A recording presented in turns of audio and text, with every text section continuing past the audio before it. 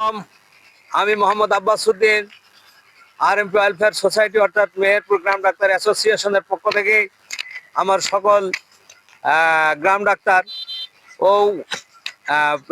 Facebook follower ভাই বোনদেরকে আন্তরিক অভিনন্দন জানাচ্ছি। আমি এখন এই মুহূর্তে রুদ্রনগর মাঠে আমার এক চাচা পুঁই শাক আবাদ করেছেন। উনি পুঁইয়ের বীজ তৈরি করেন এবং এই বীজে অত্যন্ত লাভবান। তো চাচা, আমি রাস্তায় যাচ্ছিলাম, তো চাচা পুঁইয়ের এই যে বীজ আছে এর ভিতরে পুঁই গাছ সব পেকে গেছে, এই যে ওগুলা সব আপনি বসেন, ওগুলা সব পেকে গেছে। তো চাচা এই কোড়াই ছিল এগুলা কোড়াই চাচা ওই যে বস্তায় ভরবে, বস্তায় ভরে নিজেই চাচা ওগুলা ধোবে, ধোয়ার পরে তারপরে পুঁইয়ের বীজগুলা বাইর হবে এবং এই পুঁইয়ের বেসনগুলো চাচা তখন বাজারজাত করবে। এই পুঁইয়ের চাচা, এই পুঁইয়ের ইটা বেসনের কেমন দাম এখন? বর্তমানে বাজারে এখন খুব ডাউন, চাষি খুব লসে পড়ে গেছে। তো গতবার পুঁইয়ের দাম খুব ভালো ছিল, তো লাভবান হয়েছে খুব। বিঘেতে 2 লাখ হয়েছে, 1.5 লাখ হয়েছে, 1 লাখ হয়েছে। আর বর্তমানে এখন বিঘেতে 30,000-এর নিচেও হয়ে যাচ্ছে। এতে চাষি খুব লস হয়ে যাচ্ছে। তা আপনার এই যে 1 বিঘা পুঁই শাকের জমিতে কত টাকা মতো খরচ হয়?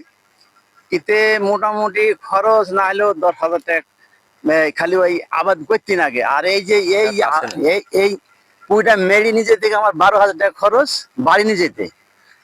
10,000 আর ওই 12,000, 22,000 টাকা। আর সার মাটি কত? ওই 10,000 টাকা সার মাটিতে ওর ভিতরে কমপ্লিট হয়ে যায়, ঠিক না? তাহলে গতবার আপনার পুঁইয়ের চাষ লাভ ভালো হয়েছে। জি জি। এই বছরে আপনার পুঁইয়ের লস হয়ে যাচ্ছে, মানে লস চাষির টিকাই ভার। তাই? আর যদি আপনার যদি এই জমিটা যদি আপনার লিজ হয় তাহলে তো আরেক বিপদ, তাহলে তো কিছুই থাকবে না, কিছুই থাকবে না লিজ হইলে। তাই? তাহলে পুঁইয়ের চাষে এবারটা আপনারা খুব লাভবান হতে পারেন, খুব লস হয়ে যায়, লসের ভিতরে আছে।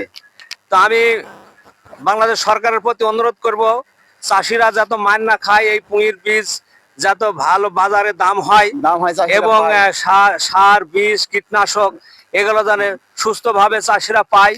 এবং তেলের যে সমস্যাটা, আমি অনুরোধ করি বাংলাদেশ সরকারের কাছে, ডিপো যারা আছে তেল যারা 2 নম্বরে কালোবাজারি করছি, তাদেরকে আপনারা কন্ট্রোল করেন এবং চাষিদের বাঁচান। চাষি বাঁচলে বাংলাদেশ বাঁচবে, চাষি যদি না বাঁচে তাহলে আমরা কি করে বাঁচবো? বাংলাদেশ বাঁচবে না। তাহলে বাংলাদেশ যদি চাষিরা যদি মারা যায় তাহলে এই বাংলাদেশের অবস্থা খুবই খারাপ হবে।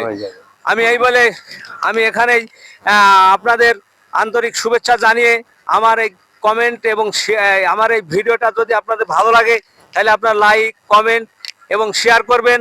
আপনাদের অগ্রযাত্রা আপনাদের মাধ্যমে আমি আগামীতে এগিয়ে যাব এবং আরো নতুন কিছু দেখানোর জন্য আমি চেষ্টা করব। ধন্যবাদ সবাইকে। আল্লাহ হাফেজ।